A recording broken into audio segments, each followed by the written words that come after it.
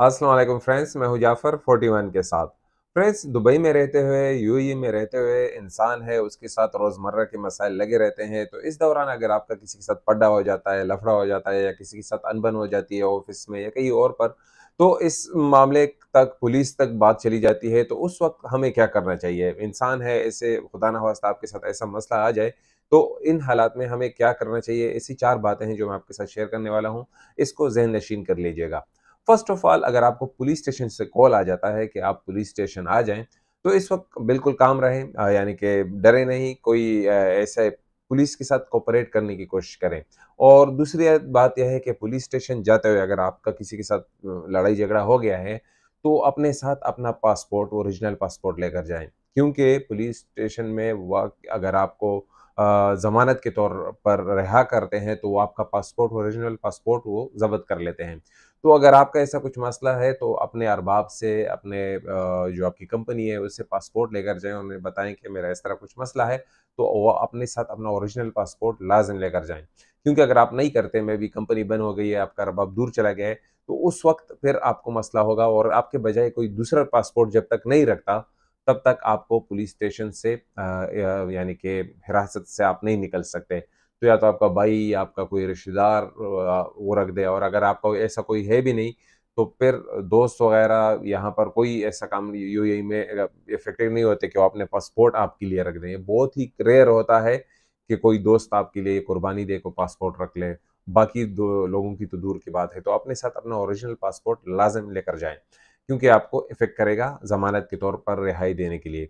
दूसरी बात ये है कि अगर आपको अरबी बोलनी नहीं आती, अगर आपको पुलिस स्टेशन चले जाते हैं और आपको अरबी बोलनी नहीं आती, तो फिर आप क्या करें कि वहाँ पर आप ट्रांसलेटर के लिए दरख्वास्त दे सकते हैं कि मुझे ट्रांसलेटर चाहिए या मुझे तर्जुमान चाहिए, ताकि मैं जो अपना स्टेटमेंट है वो सही तरीके से दे सकूँ। क्योंकि अगर आप स्टेटमेंट में इधर-उधर हो जाते हैं, आप कुछ और बोलना चाहते हैं और वो कुछ और समझ जाएँ, तो फिर आपके लिए बजाय नफ़ा देने के नुकसान की तरफ चला जाएगा, मसला और गंभीरता की तरफ चला जाएगा। तो आप तर्जुमान की डिमांड कर सकते हैं, ताकि वो आपकी स्टेटमेंट जो है सही तौर पर उन तक पहुँच जाए। और ये है कि honesty is the best policy. आप पुलिस के साथ जितना हो सके सही जवाबात देने की कोशिश करें। अगर आप पुलिस के साथ उल्टे-पुल्टे सवालात यानी कि झूठ बोलते हैं, तो ये मामला आपको और मसाइल में गिरा देगा, बजाय इसके कि आपको आप फ़ायदे में चले जाएँ, यानी कि नुकसान ही की तरफ जाएगा। आप उनके साथ झूठ ना बोलें। यहाँ पर यूएई में कानून बहुत स्ट्रिक्ट है। थोड़ी-सी गलती आपको बहुत बड़े मसले की तरफ लेकर जा सकती है। तो यहाँ कानून बहुत सख्त है, तो यहाँ इस बात का ख़्याल रख कीजिएगा। इसके अलावा जो जवाबात आप दें, याद रखिएगा कि जो जवाबात आप दें, वो उसको ज़हन नशीन कर लें कि जो मैं सवालातों के जवाबात दे रहा हूँ, वो मैंने अब जैसे आपसे पहले कहा कि आप ठंडे रहें, काम रहें, डरे नहीं। जो सवालात के जवाबात आप दें, उसको ज़हन नशीन कर लें, क्योंकि आगे जाकर ये आपको फ़ायदा देंगे। बाद में अगर आप यानी कि और हाँ, आप उनसे जो है जब साइन करेंगे अपने स्टेटमेंट पर, तो उससे पहले पुलिस वाले से कह दें, और यहाँ वो जो राइटर होता है उससे कह दें कि आपके लिए वो एक्सप्लेन कर दे एक दफ़ा फिर।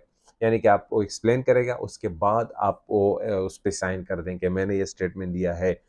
और इसके अलावा जवाबात सही दें, और ये है कि पुलिस स्टेशन में किसी चीज़ को छेड़े नहीं। मेबी ऑफ़िसर बाहर चला गया और आपने फ़ाइल वग़ैरह में उँगली मार दी, ये बिल्कुल ना करें। और तस्वीर ना लें, मेबी आप किसी चीज़ की तस्वीर ले लें, ये क्राइम है, बहुत बड़ा क्राइम है। आप किसी चीज़ की तस्वीर लेंगे, मेबी आपको फ़ाइल है सामने पड़ी हुई, पुलिस वाला नहीं है, और आप पिक्चर ले रहे हैं और वहाँ पर कैमरे लगे हुए हैं, तो आप बहुत बड़े मसले में गिर सकते हैं। ऐसा लोगों के साथ हुआ है। और मैं अपने ज़ाती एक्सपीरियंस के तौर पर मैं आप लोगों के साथ ये बातें शेयर कर रहा हूँ। मेरे साथ ये मसले हो गए थे, तो इसीलिए आप लोगों के साथ शेयर कर रहा हूँ। आप अपना पासपोर्ट लेकर जाएँ, झूठ ना बोलें, और सीधे रहें। जो आपके साथ हुआ या जो आपने किया वो स्टेटमेंट सही दें, और वहाँ पर कुछ पिक्चर वगैरह फाइल्स में उँगली ना मारें, क्योंकि बाज़ औक़ात ऑफ़िसर निकल जाता है रूम से, तो आप वहाँ पर कुछ गड़बड़ कर दें, तो ये आपके लिए बहुत बड़ा मसला खड़ा कर देगा। तो ये बातें इसके अलावा भी मैंने वीडियोज़ बनाई थी, don't do this in Dubai. वो वीडियो आपको लिंक मैं डिस्क्रिप्शन में दे दूँगा, अगर आप मेरी वीडियो यूट्यूब पर देख रहे हैं, और अगर आप फेसबुक पर मेरी वीडियो देख रहे हैं, तो उसका लिंक जो है वो मैं दे दूँगा। वो चीज़ें 2 वीडियो मैंने बनाई थी कि आप यूएई जब आ रहे होते हैं, पाकिस्तान से, इंडिया से, बांग्लादेश, नेपाल से बहुत चीज़ें ऐसी होती हैं जो नहीं लानी होती है और हमको बहुत ईज़ी लगती हैं, लेकिन वो असल में बहुत नुकसानदेह होती हैं। तो वो वीडियो का लिंक मैं यहाँ पर 2 वीडियो मैंने बनाई थी, don't do this in Dubai and don't bring this to Dubai. वो दोनों का लिंक मैं डिस्क्रिप्शन में दे दूँगा, आप वो देख सकते हैं, उससे आपको बेनिफिट होगा। ये भी एक अच्छी खासी मालूमात थी कि आपके साथ इंसान है, उसके साथ खुदा ना ख़ास्ता ऐसे मसले हो जाते हैं, तो फिर मैं क्या करूँ इस हालात में? अगर मुझे पुलिस स्टेशन से कॉल आ जाता है, कॉल आ जाए तो आप जाएँ, आराम से जाएँ, कोई जल्दी नहीं है। अगर आप एक कॉल पर नहीं जाते, दोबारा वो आपके पीछे आएँगे और फिर वो आपको फिर समझाएँगे, और अगर फिर भी आप नहीं गए तीसरी दफ़ा तो फिर मसला बहुत बड़ा हो जाएगा। तो ये बातें होती हैं कि इंसान को पता नहीं होती कि यार यहाँ पर मेरे साथ हो जाता है, तो फिर मैं क्या करूँ? तो ये बातें थी, मैंने आप लोग तो तक पहुँचानी थी। वैसे तो मैं बहुत से जॉब्स वगैरह के बारे में बात करता रहता हूँ, तो ये भी बहुत ज़रूरी पार्ट था, मैंने कहा कि आप लोगों तक पहुँच जाए। तो इंशाल्लाह जो मेरे साथ वाक़या हुआ था, वो आप लोगों के साथ एक दिन शेयर करूँगा। आज के लिए इतना ही, अपनी दुआओं में याद रखिएगा। खुदा हाफ़िज़।